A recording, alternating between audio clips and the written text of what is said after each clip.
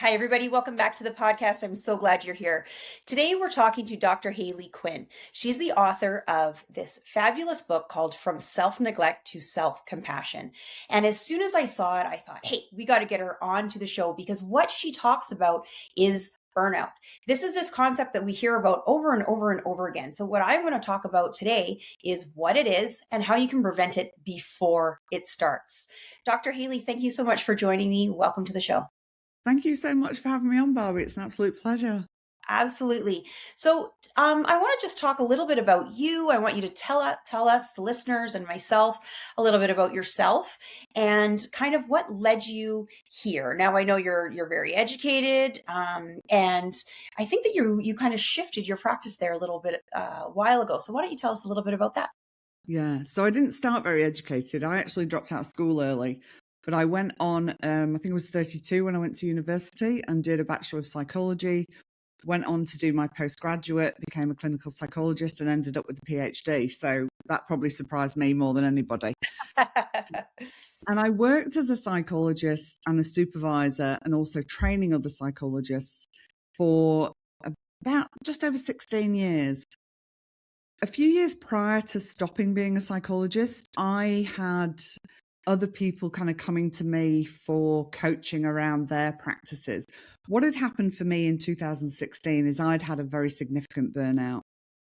I'd been doing university as a single mom. I'd been recovering from a traumatic relationship.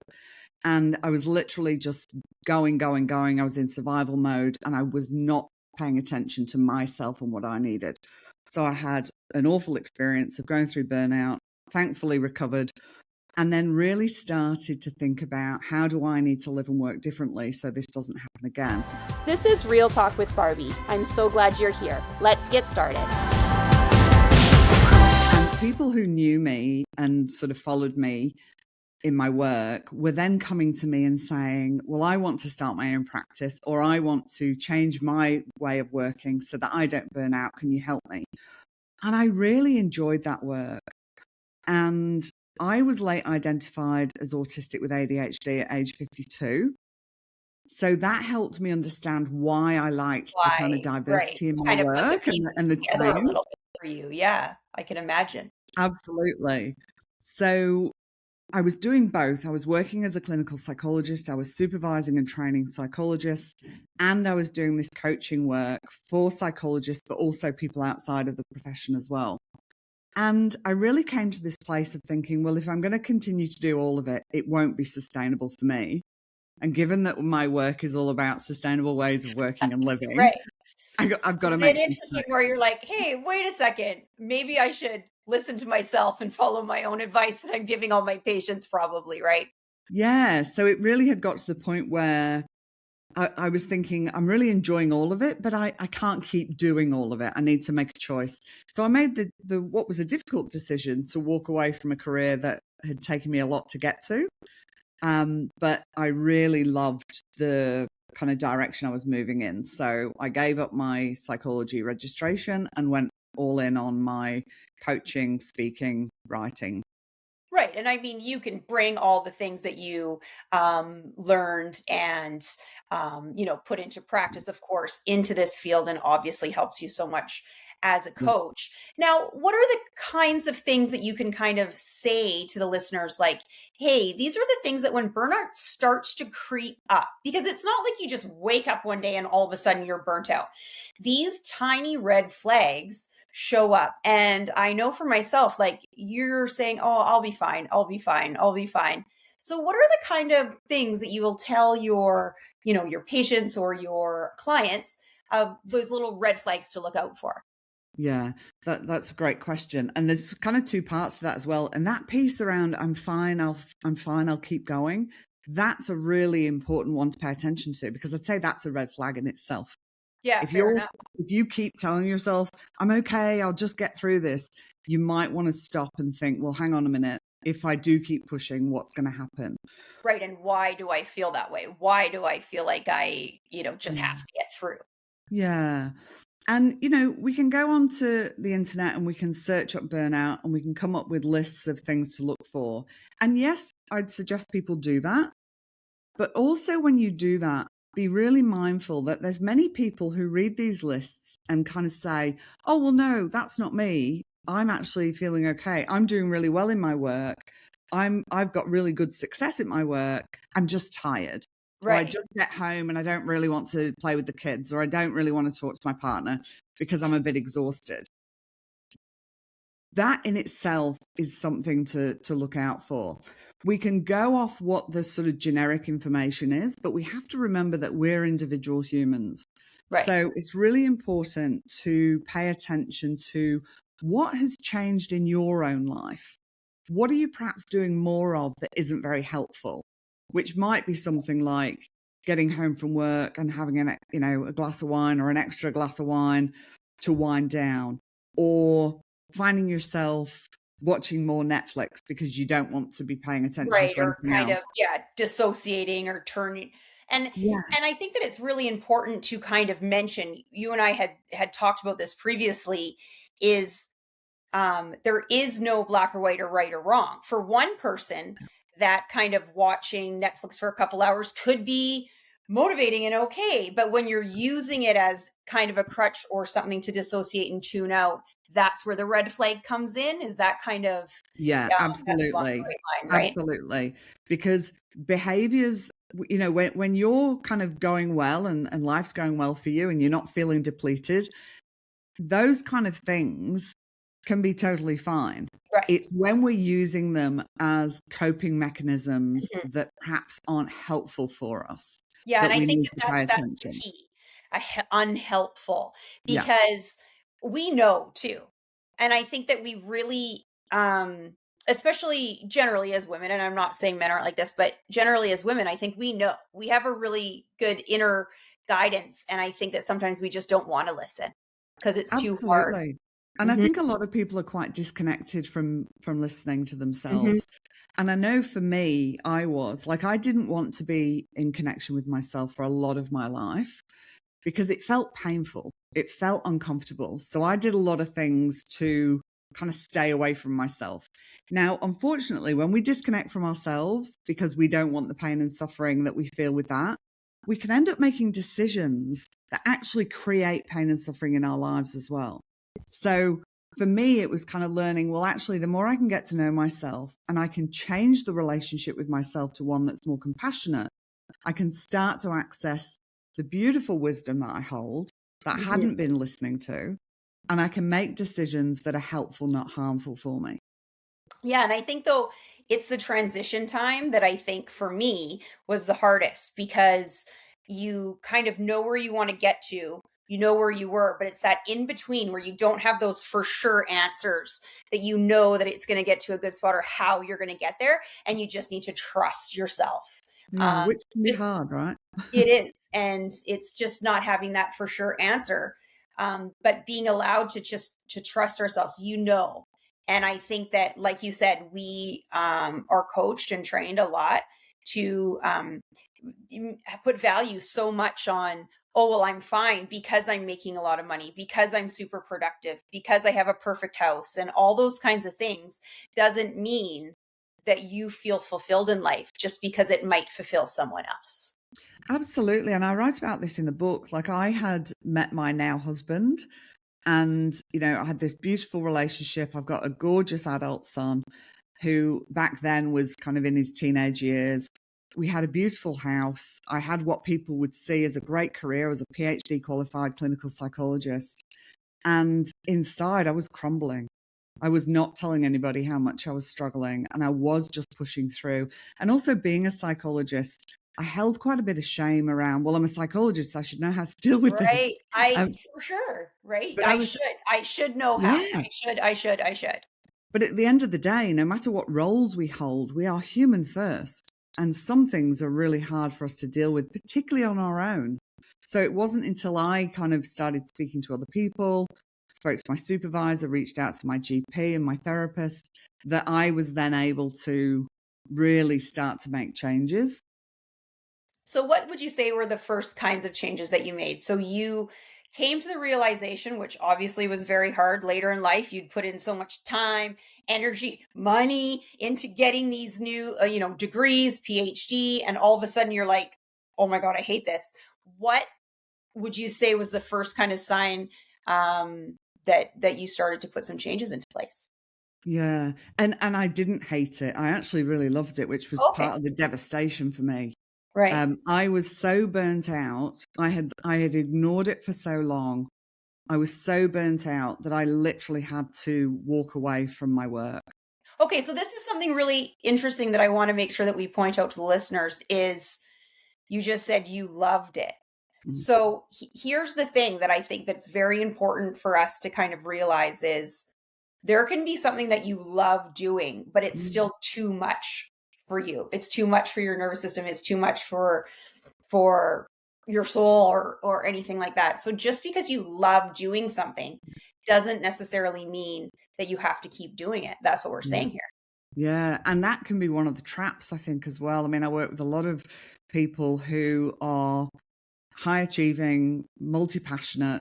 And one of the traps can be, I do love it so much. I Right. want to keep doing it. And it's like, Right. I understand that, but we need to look at how can you do it in a way that's sustainable?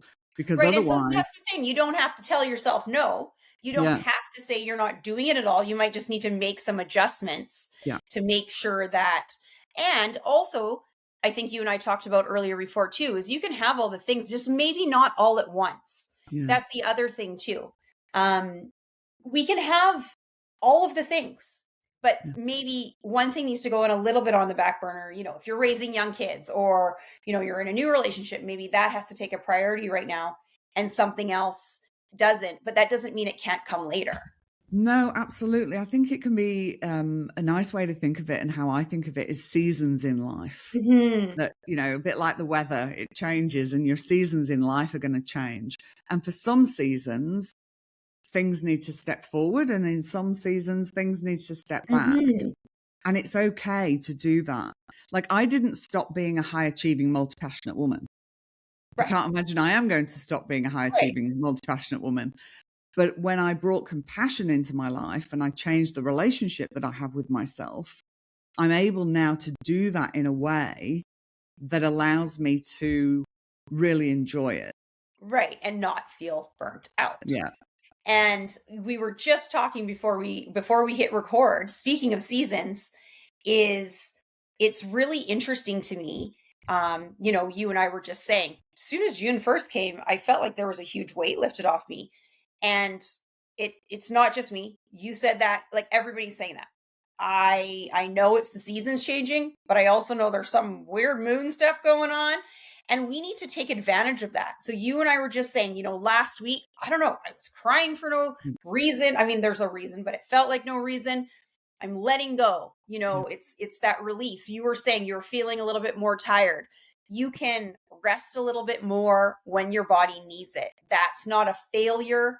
You know, that doesn't mean that you're not a high achiever. You're allowed to take breaks. That doesn't mean you quit. You take a little break to recharge. Um, and that's what you're saying is you can have different seasons. Absolutely. And rest is actually productive. Rest allows us to come back stronger than if Mhm, we were to just keep pushing through.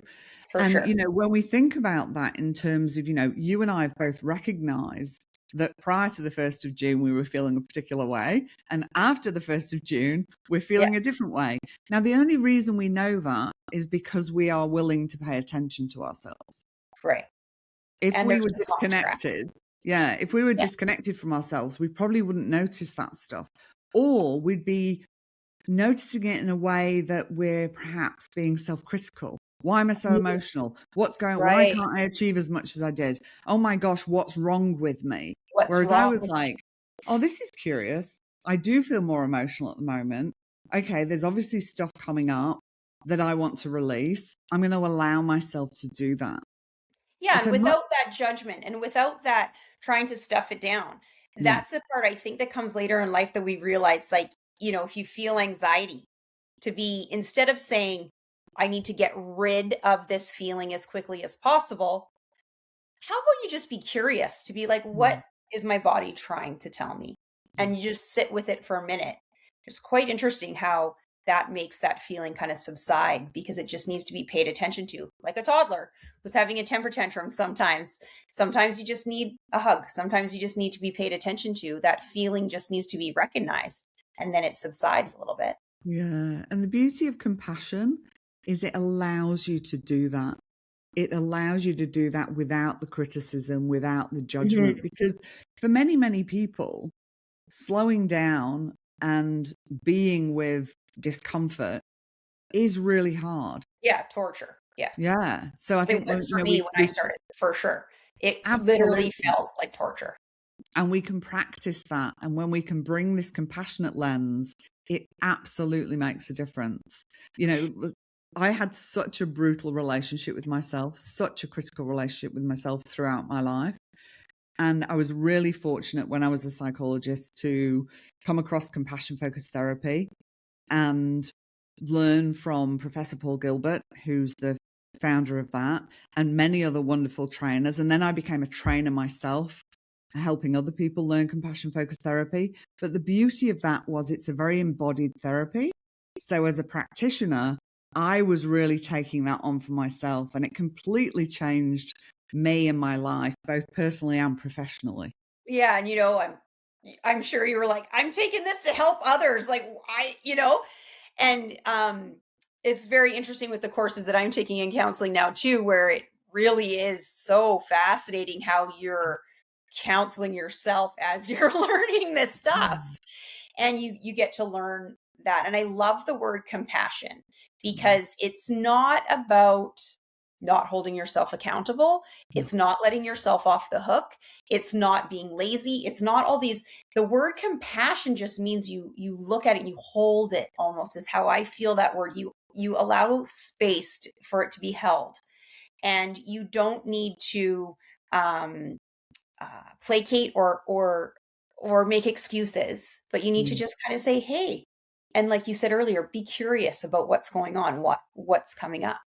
Yeah, when we look at the definition of compassion, it's a sensitivity to suffering in ourselves and others, no matter Okay. what that suffering might be, whether that's a little bit of suffering or a lot, Yeah, with because it can be different degrees, of course. yeah, Yeah. with a commitment to alleviate or prevent further suffering. Okay. So it's, people think it's soft and a bit weak and a bit, oh, it's all about letting yourself off the hook. At the heart of compassion is courage, strength, and wisdom. There's nothing soft and weak about it. Mm-mm. It's so powerful. And this is why I'm so passionate about talking about it and writing about it, because it can be really quite misunderstood. And it is such a powerful thing to bring into your life for yourself and for other people. So if you were going to, you talk to your clients and your patients about having compassion for yourself, where do they start? What would be step one to say, hey, let's look at this and see if you're being compassionate to yourself?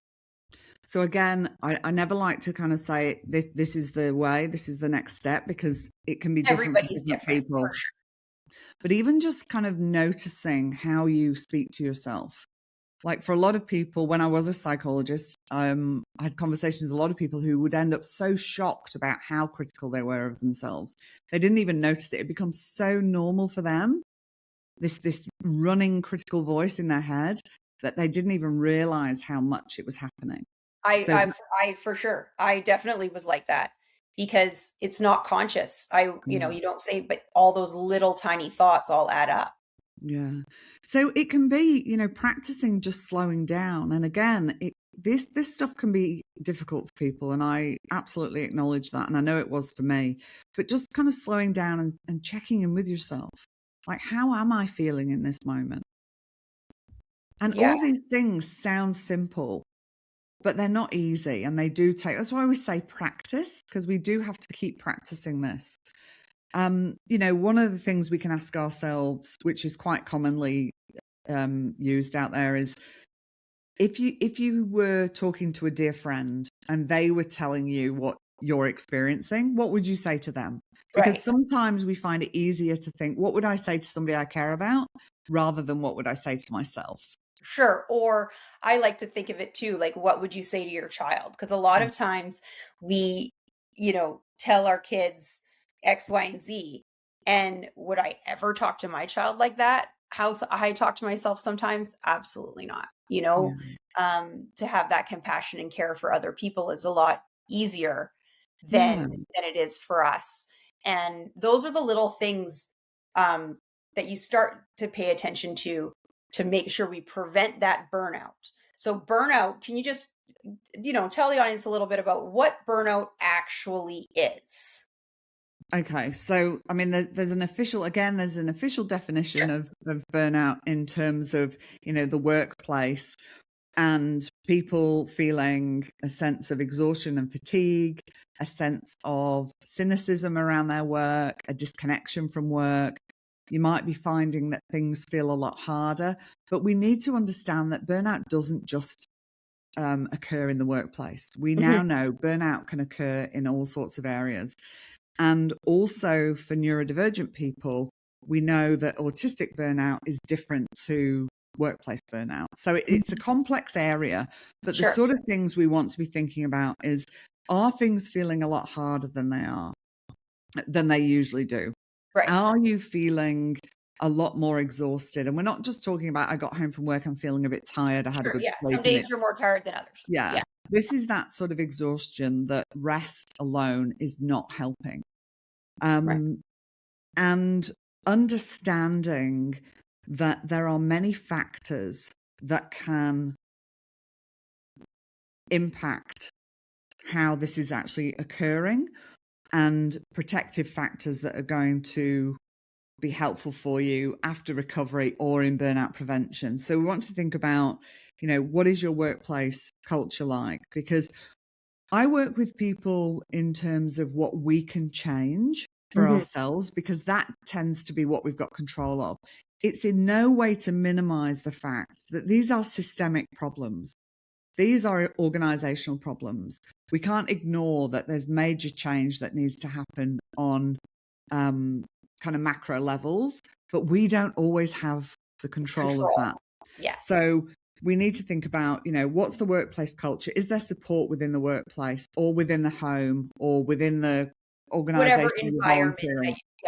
that we're talking about, because like you said, you could be burnt out in one area. Yeah. And I think that maybe that happens a lot. Like if you're feeling burnt out at home, maybe you use work as an escape or vice versa. Yeah. You can feel burnt out in some areas or another. And I think that one of the big things for me that I noticed is that things I used to enjoy before, even if they're small, like you're saying, you just don't enjoy them anymore. You don't feel like doing it. You want to escape and just hide. Yeah. Isn't necessarily depression, but that burnout where your bones are tired. That's how Yeah. someone explained it to me before. And I thought, you know what? Like, that's a kind of good way to kind of describe it, where you feel like you could sleep for 3 weeks and you still would be tired. Yeah, absolutely. And if we allow, I say allow it, like if burnout gets to the point that it is severe, then depression could also come with that. Right. So, there's lots of complexity to it. Thinking about the level of autonomy that you have in the different areas of your life as well. We know that having some level of autonomy is protective against burnout. Okay. So let's talk about that for a second. So, autonomy meaning what? If somebody didn't really fully understand what that means. So how much control you have around the choices you make, say in your Right. workplace. So if you're completely micromanaged at work, that's going to be a red flag for you. Right. Unless you're somebody who likes to be completely micromanaged. So again, we need to understand. Yeah, you need to Some pay people, attention to your yeah, signs inside. If that's not something that bothers, if you yeah, like to just come and someone tells you exactly what to do and how to do it and you leave and that makes you happy, great, no problem. yeah. So it doesn't necessarily mean that that's that. You just need to pay attention to your inner voice. So And for some, autonomy, sorry. sorry, go on. So autonomy, yeah, that you have control over different areas in your life. That's what we're Yeah. saying. So some of your decision making, some of the choices you can make. For some people, you may have capacity to work a lot of hours and you won't burn out. For some Right. people, the amount of work you're doing could lead you to burnout. Right. For some people, it's about what you're doing. If you haven't got an interest in the work or the majority of the work you're doing, you're not enjoying, that could be something that pushes you towards burnout. Sure. So And that it's not doesn't mean, always, yeah, you're not going to enjoy every single minute of your no. job, but you need to at least find some kind of fire or passion or excitement or enjoyment in something. I mean, most people spend more time at work than they do at home, or vice versa. Like you said, Yeah. maybe you do love your job, but you're, burnt out at home and your relationship isn't going as well as you want, or parenting is harder, or all of those things that can cause the burnout as well. So then we think about my little ADHD brain's just gone off somewhere. I'll just Oh see if gosh, we all have it.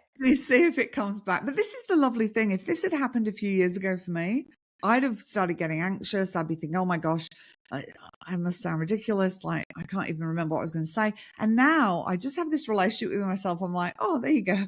You've got ADHD. Of course your brain does that. That's part of having ADHD. It goes off on a little tangent. So I will come back to what I was That's saying. fine. And you know what? It's great because we can just move on to something else. And that's the super important part for me about this podcast, is for everybody to listening to know, like, we're real people. There's, getting up on YouTube and doing anything online. I always encourage, you got to find your voice. And if we're so worried about being perfect all the time, that's not relatable. I don't want to watch people anywhere who are perfect, because it's not real. That's not who we are. And, we got to give ourselves a break. That's, I think, Absolutely. a big thing that we talked about too, you and I, is like, this is real life. Like, you can't just expect yourself to be perfect, perfect, perfect all the time, because you know what that's going to cause? Burnout. So let's just give ourselves a break sometimes. Absolutely. And, I always say to people, perfection is an illusion of the mind. It does not Doesn't exist. exist. Like, Yeah. it doesn't exist. We are literally, if you're a perfectionist, you are chasing something that does not exist. And I used to do that. And then you feel bad about yourself, and then you criticize yourself, and it's just not worth it. Worth it. Not worth it. I love following people who, online, they're not, not wearing makeup. Your hair is not perfect. Who cares? Because that one of my favorite things on Instagram is the videos where people empty their purse. And I love seeing that. And one of my favorite ones was like Jennifer Garner. She empties her purse and there's just so much crap in there, and she's got fishy crackers from her kids. And these are these people that are supposedly these perfect stars. And we love seeing that. And that, I think, is really important too, to remember in your life, to surround yourself with people who don't expect you to be perfect. Because if your first problem is if you're holding yourself to these ridiculously high standards. And second of all, if you're surrounding yourself with people who expect you never to screw up or expect you to always be perfect, maybe you should reconsider those circles that you're in, because it's not going to be good for your health. There's no chance. Yeah. So that speaks to that sort of, what support do you have inside your kind of context of where you're feeling burnt out, and also outside of that. But also, and I'll use the example of work, is how much of your identity is tied to your work, because that's a tricky one as well, because that is a role you choose. That's something you do to make money, to support your life.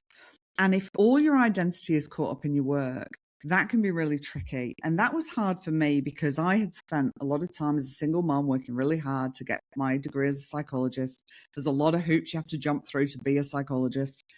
And I was like, I'm a psychologist. Right. And then all of a sudden it was like, I don't know if I'm even able to work anymore. So that was another layer for me of like, oh my gosh, well, who am I if I'm not that? Yeah. So that was something that I did a lot of work around my identity, so that I wasn't tied, and I'm not tied to what I do for work now. I think that's important too for people who are, I see it a lot. My kids being now kind of in that graduating, moving on to university. So maybe not necessarily even your work, but people who identify so strongly, you're a mom. Okay, well, you're always going to be a mom. But what happens when, that moves anything that you wrap your identity up, whether it's a job, whether it's a relationship, whether it's, the mom job, that can all go away. And then what's left? Absolutely.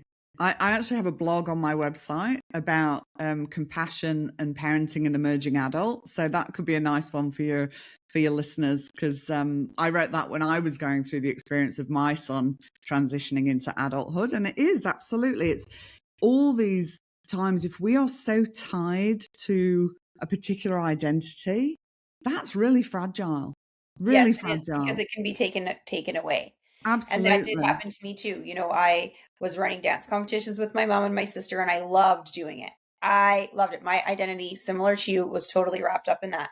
Yeah. And then COVID happened, and we had to close down the company, and okay, well, who am I now? Yeah. And I think that now, working through all that, is for the listeners, is to be, you are you, Yeah. regardless of what you do, what your job is, who you're married to, who your kids are. You are you. You matter. You're very, your voice matters, your thoughts matter, your feelings matter. And you're a psychologist, and you're a podcaster, and you're these things. Yeah. That's a really important thing to have that compassion for and to figure out. And I think the step one is to kind of have enough compassion for yourself to say, hey, I'm important enough to sit down and even figure out what I want out of life. Because a lot of the times we do so much for everybody else, you don't even take 5 seconds to even think about, hey, what do I want? Never mind, how am I going to get it? Absolutely. And again, I talk about this in the book about, the dreams you perhaps have set aside, and what are your dreams and what do you want for yourself? And there's lots of reflective questions in the book as well that help people go through that, and some really beautiful guided meditations as well that support people through the process of the book. But also in terms of the sort of burnout prevention piece, is what do you have outside of your main role, whether it's work, whether it's caretaking? We want to make sure we have other things that we are enjoying and focusing on that aren't just this one thing. It is. And that's really interesting, because when I had young kids, you go to therapy, first question, oh, what do you do for hobbies? And I don't know. Because I didn't have time. I didn't even think about, what do I like to do? And, coming back to your book, I really encourage everybody to read the book that Dr. Hayley Quinn has written, because it really is a guide more than even a book. There's journal prompts, there's meditations, there's so much information here that is so valuable, that you have really taken all your life experiences, your real, tangible, there's no fluff. And it is really, really valuable tools here. And I can see that you put in so much work to kind of think about how to teach people, like, from the beginning. It really does show you, like, how to even figure out what you want out of life. Yeah. Because a lot of times I think that growing up, and you take yourself, for example, you went through, you get the degrees, you get all the things, and you're like, this is not working out for me now. What? How are you going to figure that out? And I really love the book for that. Oh, thank you. That was really important to me, because I think, we can read books that give us lots of information and then put them down and go, okay, that's great. And now what? Well, and that's great for them. Yeah. I read something before about, like, self-help books, and a lot of times that's us avoiding our own problems, because we feel like we're doing something about them because we're reading all these books, but we're not actually doing something for ourselves. And they're great. Self-help books are great. I love them. I love reading about, but that's how the other person solved their problem. And your book really does a good job of teaching how to solve your own issues, your own learning for self-compassion. And that's what I really love about the book. Thank you. That means the world to me, because that's really what I wanted it to be. Yeah. And I really, it's almost like a workbook, and I really do love that. So everybody listening, I really want you, the notes will be or the link will be in the show notes and in the bottom of the video.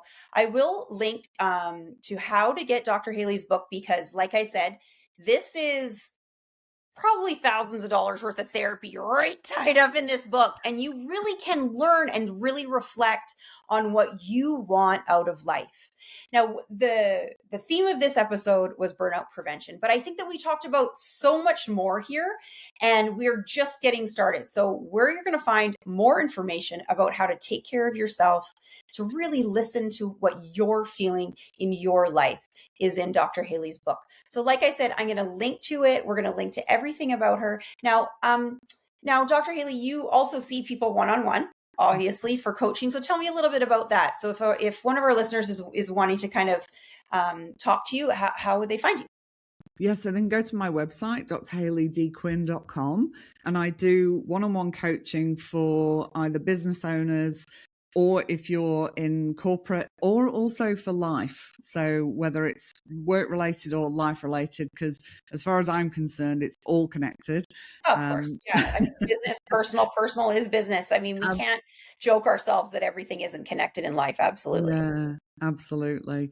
So I do the one-on-one coaching. I have a compassion community that's just opened as well. That's like a monthly gathering online, but I also then send weekly prompts to help people kind of stay focused on taking care of themselves between the gathering sessions. And I occasionally run a group coaching program as well. So I've got a wait list. That can be really helpful for people to kind of have that group approach. And I do like the monthly kind of check-ins, like you're saying, because I think a lot of time with what we do is we say, oh, things are going great. And you find that with therapy, I'm sure you have with your clients in the past, that things are going great. And that's when we need to kind of make sure we're keeping up on that maintenance, so that you don't have, the breakdown where there's an emergency. So thank you so much for joining me on this episode. I will link to everything in the show notes. Make sure you guys check out Dr. Hayley. I've really enjoyed having you.